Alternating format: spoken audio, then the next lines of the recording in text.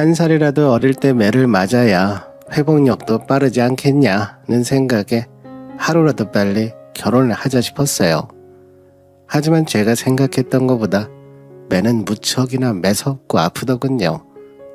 특히나 하루아침에 C자가 붙어버리면서 그 한 글자 차이로 계급과 서열이 탁탁탁 정해지더니 저는 어느새 이 가정의 맨 꼴찌칸에 탑승한 며느리가 되어 있었죠. 몸이 12개라도 부족한 워킹맘이자 이 집안의 며느리로 시간이 지나도 바뀌지 않는 저의 짠내 풀풀 나는 꼴찌칸 입성기 한번 들어보시겠어요? 공대 여신 아르미를 꿈꾸며 입성한 컴퓨터공학과는 제가 상상하던 대학교의 모습과는 상당히 달랐어요. 특히 생각보다 아르미는 많았고 그런 아르미들 사이에서 저는 그저 평범한 외모에 간혹 귀엽다는 소리 정도 간신히 듣는 그저 공대 여인에 불과했어요. 그런 저의 눈앞에 저와 크게 다를 것 없어 보이는 체크 난방에 뿔테 안경을 낀 평범하게 그지없는 그가 다가왔고 보통은 보통을 알아보는지 저희는 자연스레 저희 과에서 첫 캠퍼스 커플이 되었어요. 20살에 서로를 알아보고 보통의 연애를 이어가던 저희는 생각보다 잘 어우러져 갔어요. 크게 모난 것 없던 둘은 컴퓨터 공학이라는 공통의 관심사 덕분인지 대화도 잘 통했고 무엇보다 둘 다 일명 프로그래밍 덕후라고 불릴 만큼 프로그램 개발에 대한 애정이 극진했기 때문에 그와 저는 대학교 때부터 같이 프로그래밍 대회를 나가 수상을 할 만큼 저희는 합이 잘 맞았어요. 남들은 남자친구가 군대를 가면 결국 기다리다 지쳐 한눈 팔기 일수라고 하지만서도 저는 오히려 그가 군대를 간 틈을 타 혼자만의 시간을 갖느냐 여념이 없었어요. 그래봐야 결과적으로는 학업에 열중한 꼴이 되어 운 좋게도 졸업도 전에 취업을 할 수 있게 되었죠. 군대로 인해 저보다 3년 정도 늦게 본인이 평소 좋아하던 게임 회사에 취업하게 된 남자친구와 저는 둘 다 지방 외지에서 서울로 상경한 케이스였기 때문에 취업 초년생이 감당하기에는 각자의 지출이 만만치 않았죠. 그래서 둘이 머리를 모아봤어요. 우리가 연애를 시작한 지도 어언 7년이 다 되어가는 터라 몇 해 전부터는 휴가차 서로의 고향을 방문하여 양가 부모님에게 얼굴을 비추고 있어 양가에서는 사실상 저희의 연애가 단순히 연애로 그칠 거라 생각하고 있어 보이진 않았어요. 그도 그럴 것이 부모님께 연락을 드리면 꼭 그 끝 인사엔 남자친구의 안부를 묻기 다반사였고 가끔 본가에서 택배가 올라와서 보면 양가 모두 저희가 좋아하는 음식을 빼놓지 않고 보내주셨기 때문이죠. 저희도 언젠간 결혼을 한다면 서로이겠거니 은연중에 생각하고 있었고 오래된 연애로 인해 이미 서로의 집에는 서로의 물건들이 겹겹이 쌓여 있었기에 이번 참에 양가 부모님께 허락을 받고 살림을 합치는 것이 좋겠다 싶었어요. 하지만 세대가 다른 부모님께 결혼도 전에 동거부터 하겠다는 소식을 전하기엔 쉬이 입이 떨어지지 않았죠. 그러나 그건 저희의 소심한 걱정이었어요. 양가 부모님들의 허락을 받아내는 일은 생각보다 훨씬 수월했고 남자친구의 어머님은 아예 2차에 결혼을 하는 게 어떻겠냐며 무언가 들떠 보이기까지 하셨죠. 무사히 서로의 집을 합치게 된 저희는 연애와는 다른 색다름을 마주하게 되었어요. 그렇게 오래 서로를 알아왔다고 생각했지만 그와 저는 서로가 알아오던 모습과는 사뭇 달랐어요. 그는 청소나 정리정돈에는 능통하진 않았지만 분명 냉장고가 텅텅 비어 있었는데도 금세 뚝딱뚝딱 맛있는 음식을 만들어내는 재주가 있었고 반면 저는 요리보다는 집 구석구석 창틀까지 광을 내 청소할 수 있는 재능을 가지고 있었던 사람이었죠.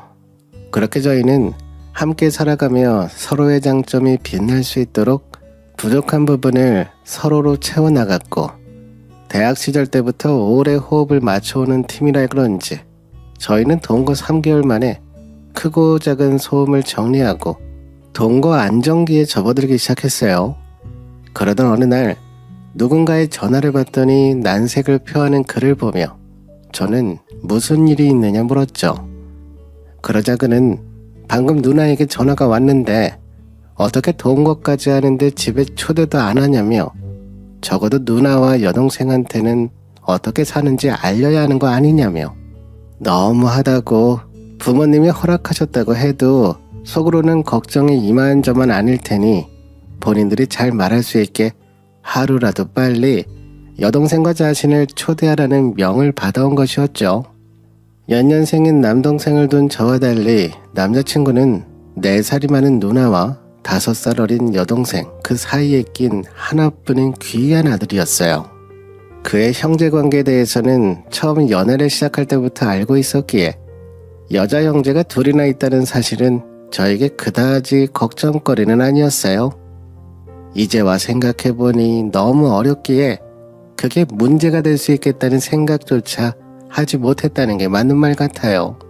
그의 형제들을 본격적으로 만나기 시작한 건 아마도 2, 3년 전 무렵이었을 거예요.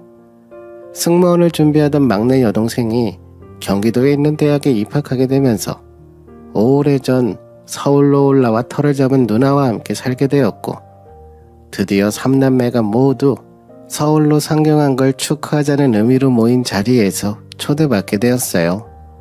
늘상 남자친구는 하루빨리 저를 자기 가족들에게 자랑하고 싶다고 입이 닳도록 말했고 결국 그의 성화에 못 이겨 보게 된 누나와 여동생은 제가 걱정하고 우려했던 것보다 훨씬 좋은 사람들 같아 보였어요. 보자마자 저를 살갑게 맞이해주며 어쩌다 이렇게 똑똑한 친구가 자기 남동생 같은 남자를 만날 수 있냐며 저의 긴장감을 덜어주려는 모습에 어이가 없던 저는 저도 모르는 새 남자친구의 누나에게 마음의 문이 확 열어젖혀 버렸죠. 막내 여동생도 왜 승무원을 준비하려고 했는지 단번에 알 수 있을 만큼 동그랗고 똘망똘망한 두 눈을 가진 토끼 같은 모습을 하곤 언니 하며 어찌나 애교가 넘치던지 매일 남동생과 주먹 다짐을 하며 커온 저에게는 정말이지 새로운 경험과도 같았어요. 워낙 저나 남자친구나 컴퓨터 말고는 관심이 있는 것도 그렇다고 다양한 사람들의 곁에 두는 것도 아닌 터라 사람 볼 줄 모르던 저는 그의 형제들에게 점점 마음이 기울어 버렸어요. 첫 만남을 계기로 저희는 종종 모여 저녁 식사를 하며 조금씩 더 친분을 쌓아가고 있었죠.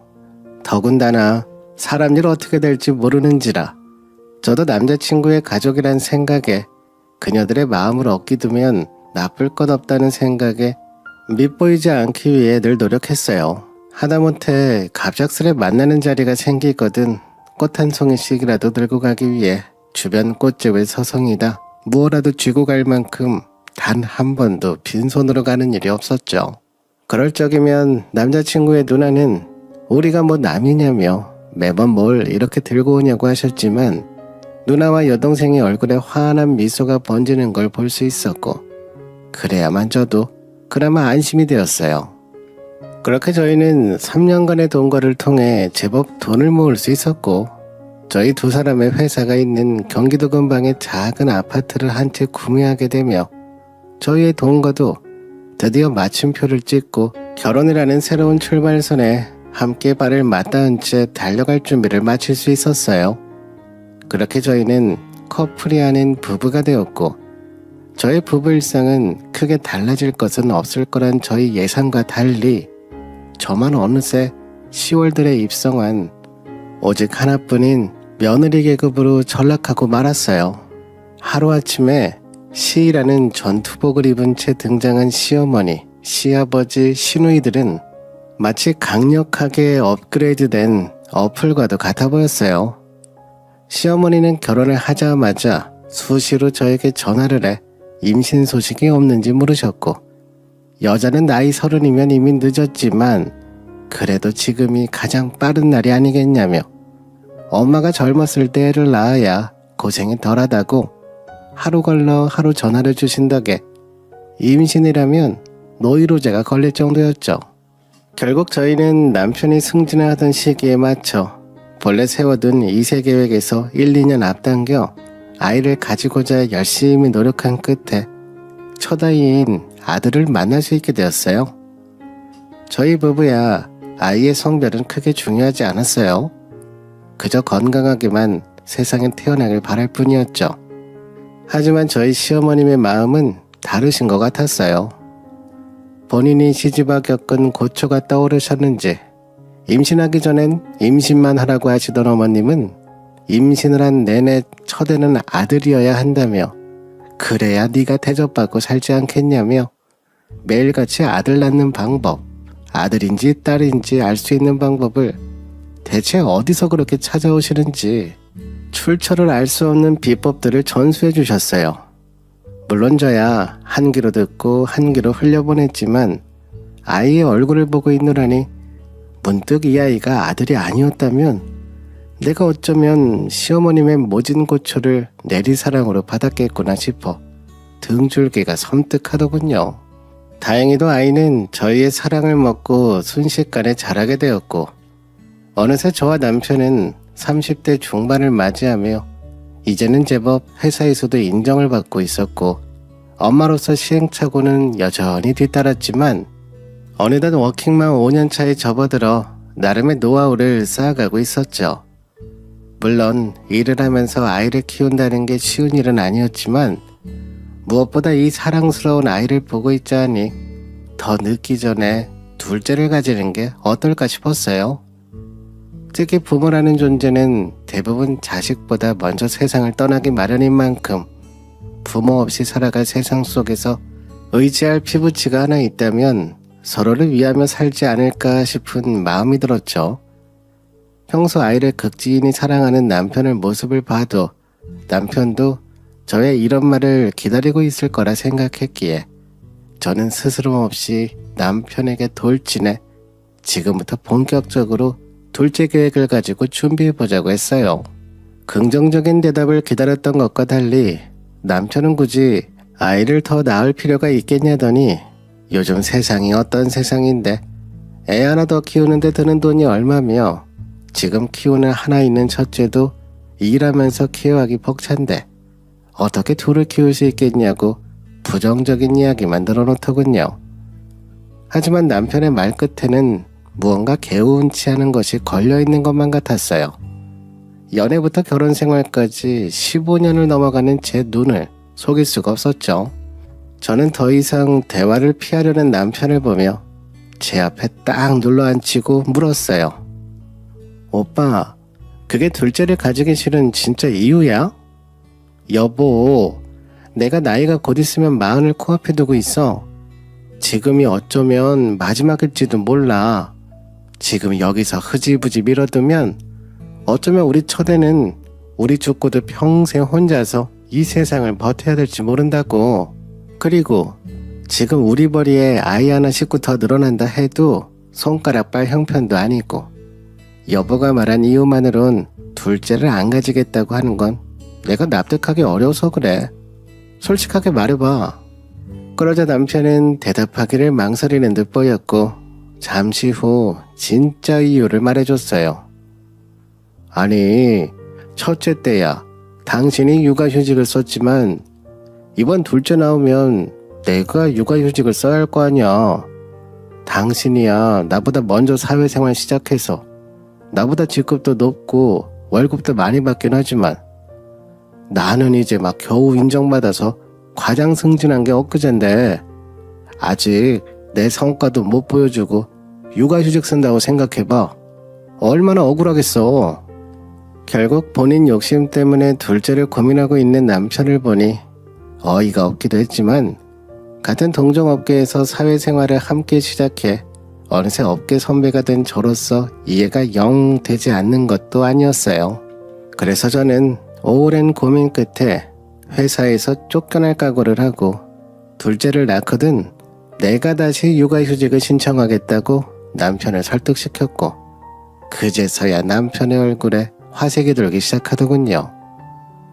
저희는 본격적으로 둘째 만들기 프로젝트에 돌입했고 매번 꼼꼼하게 가임기에 맞춰 각고의 노력을 해봤지만 좀처럼 둘째를 임신하기란 쉽지 않았어요. 혹여나 싶은 마음에 저희 부부는 난임센터를 찾아가게 되었고, 다행히도 큰 문제가 없다는 진단에 어쩔 수 없이 하늘이 점지해 주시기를 바라며 끝없는 노력의 굴레에 갇히게 되었죠.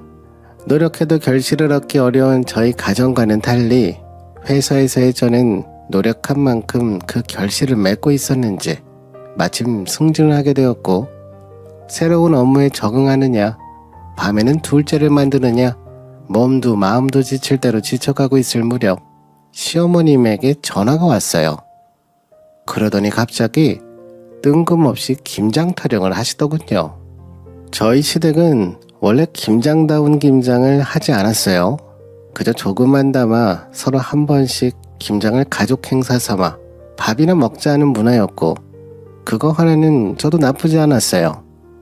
어차피 김치야 두면 먹을 일이야 쎄고 쎄으니 적게나마 담아두면 믿을 수 있는 음식을 아이에게 내어줄 수 있다는 생각에 아무리 일이 바쁘더라도 한 번도 빠짐없이 참석했죠.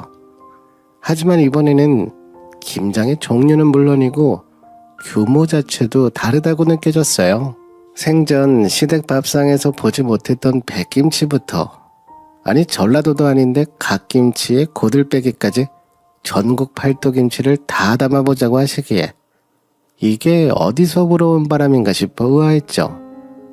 저도 이전과 같이 해오던 정도의 김장이었다면 어떻게 해서라도 시간을 만들어 가족 행사에 참석했겠지만, 대충 들은 김치 목록만 해도 5가지가 넘었고, 작년에 41년 앞두고 결혼한 형님이 떠오르자 더욱이 이건 물리적으로 못할 짓이다 싶었죠. 그도 그럴 거지. 마흔을 목전에 두도록 혼자인 형님이 걱정되었던 시어머님은 매일같이 저와 남편에게 주변에 괜찮은 사람이 없냐며 이렇게 누나를 혼자 두면 되겠냐고, 결국 나중에 늙으면 장남인 네가 네 누나까지 다 책임지고 살아야 한다고 악담 아닌 악담을 쏟아부으시더군요. 하기야 형님 성격에 혼자 낼 거든 어떻게 해서라도 저희 식구들 주변을 서성이며 제 속을 박박 긁을 생각을 하니, 그래도 내 속보다는 옆에 있는 남편 속 긁는 게 낫지 않겠다 싶어 저와 남편은 주변을 백방으로 수소문해봤지만 형님의 짝이 될 만한 사람은 쉽게 보이지 않았어요. 그렇게 몇 번의 소개팅으로 무장한 맞선이 실패의 고배를 마시고 난 후 남편이 몇 달이 건너 알고 있는 업계 선배를 소개해줬고, 집신도 제 짝이 있다는 말이 있듯 형님은 연애한 지 2달 만에 초스피드로 결혼을 강행하더군요. 둘 다 홍기를 꽉 다 채우지 못해 넘치기 직전이었던 터라 빠른 감은 있었지만 이상할 것도 없었어요. 그리고 얼마 후 형님은 나이 때문인지 생각보다 임신이 쉽지 않았고, 결국 1년은 넘게 인공수정을 시도한 끝에 얼마 전 어렵게 아이를 임신하게 됐어요. 그래서인지 시어머님은 노산에 아이를 낳을 큰딸 걱정에 자연스레 저희 집은 뒷전이 되었고, 시집오고 처음으로 형님 덕을 보게 되었죠. 하지만 시어머니의 김장 계획을 들어보니 이게 덕인지 더 큰 재앙인지 단 한 번에 알 수 있었죠. 보나마나 임신한 형님을 위해 이것저것 만들어줄 요량임이 틀림없었어요. 그렇다면 분명 이번 김장 또한 평소와 마찬가지로 손 하나 까딱 않고 입으로만 김장을 담글 형님과 매번 비행 일정을 핑계삼아 누누이 김장을 다 하고서야 귀신같이 등장하는 아가씨 사이에서 저 혼자 그 많은 종류와 양의 김장을 담기 위해 고군분투할 생각을 하니 아찔하더군요. 결국 선택과 집중의 기로에 선 저는 시어머니에게 제가 승진한 지 얼마 지나지 않아 큰 프로젝트를 앞두고 있는 상황이라 지금 당장 그 많은 종류의 김치를 담그기는 어려울 것 같다며 딱 잘라 이야기할 수밖에 없었어요. 그러자 시어머님은 기가 찼는지 혀를 차더니 한마디 하시더군요. 아니, 그 회사 일은 네가 다 아니? 그리고 뭐 여태까지 네가 결혼하고 김치를 몇 폭이나 담가봤길래 한 해 만에 하면서 나를 악독한 시어머니로 만드니? 누가 들으면 내가 뭐 며느리 미워서 시집살이 시킨다고 하겠다. 이거 원 억울해서 못 살겠네. 못 살겠어. 전화 말미에 우는 신용을 하는 시어머님의 연기에 평소 같았다면 속아드리고도 남았겠지만 이번만큼은 도저히 시간 내기가 어려웠고 무엇보다 이번에도 또 둘째가 생기지 않자 그간 겹겹이 쌓인 스트레스를 어떻게 해서라도 해소해야만 했죠. 평소 저는 스트레스가 쌓이면 이런 일로 덮는 스타일이라 뜻대로 되지 않는 둘째 계획 때문에서인지 그나마 하던 성과라도 보여지는 일에 더 집중하고 싶은 마음이 컸어요. 제 속도 모르고 오는 것도 안 통하면 전술을 바꾸겠다 싶었는지 시어머님은 전화를 끊을 기미가 보이지 않았어요. 그러고는 연이어 고심한 새로운 전술을 시전하셨어요.